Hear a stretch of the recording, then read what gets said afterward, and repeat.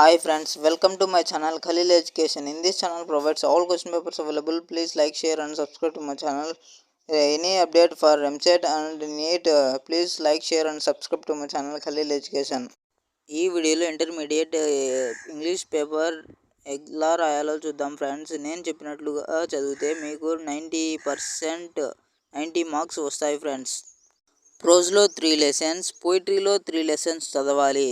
యాంటేషన్స్కి ప్రోజ్లో 3, పోయిటరీలో 3, any 3 చదవాలి. కావాలంటే previous question పేపర్స్లలో check చేసుకోండి.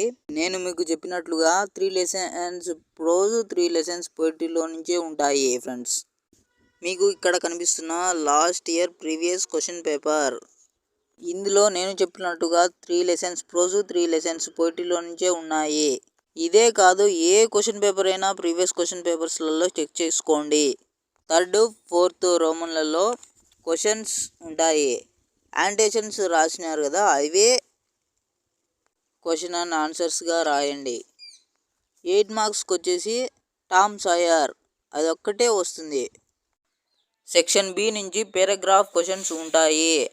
సెక్షన్ బిలో ఒక పారాగ్రాఫ్ టామ్ సాయర్ నుంచి వస్తుంది, ఇంకొక పేరా అవుట్ ఆఫ్ సిలబస్ నుంచి వస్తుంది.